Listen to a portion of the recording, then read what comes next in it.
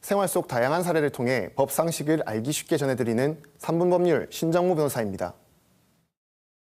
말해봐요. 내 3천만 원 어디다 투자한 거냐고요. 내가 그걸 왜 너한테 알려줘야 되는데?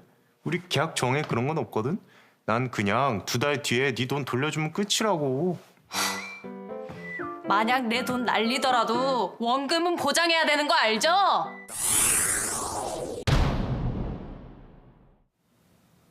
누군가와의 금전거래 생각보다 흔합니다.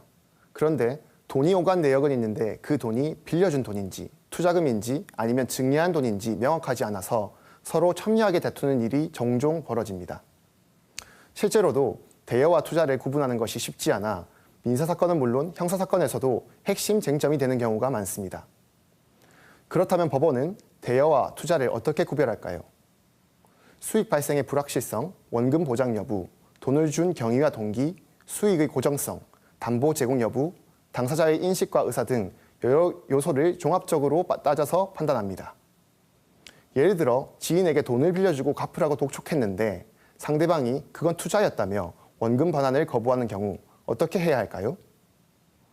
민사소송에서는 원고, 즉 돈을 준 사람이 그 돈이 빌려준 돈이라는 점을 스스로 입증해야 합니다. 차용증이 있다면 차용증, 고정적으로 이자를 받았다면 이자 송금 내역, 원금 변제 기한, 금액, 이자에 관한 대화나 녹취, 문자, 카카오톡 대화도 모두 빌려준 돈을 입증하는 중요한 증거가 됩니다. 반대로 투자를 한 후 큰 수익이 발생해 수익금을 요구했는데 상대방이 대여라고 주장하면서 이자 제한법상 연 20%를 넘는 수익은 줄 수 없다고 다투는 경우도 있습니다.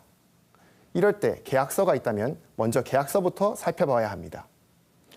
투자금, 수익금 관련 조항이 명시되어 있는지 확인하는 것이 중요합니다.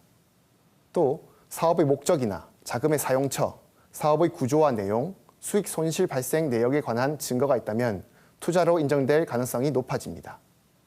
또한 투자 후 상대로부터 사업의 성과, 진행 상황에 관하여 정기적으로 정보를 제공받은 정황이나 상대방과의 대화에서 원금 이자가 아니라 투자금, 수익금이라고 표현했는지도 중요한 판단 요소입니다. 그리고 수익과 손실에 따라 지급되는 금액이 달라졌다면 그 자금은 투자였을 가능성이 더 커집니다.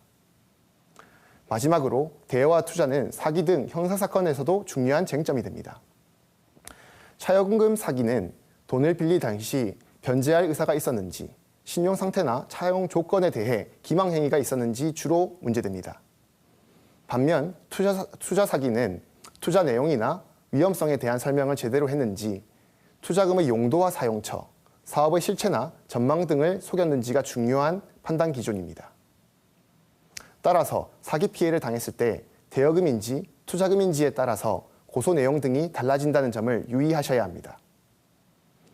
돈이 오간 사실보다 더 중요한 건 그 돈의 성격을 분명히 해두는 일입니다.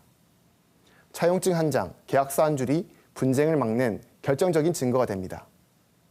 금전 거래는 형식도, 내용도 모두 중요하다는 사실 잊지 마시기 바랍니다. 3분 법률이었습니다.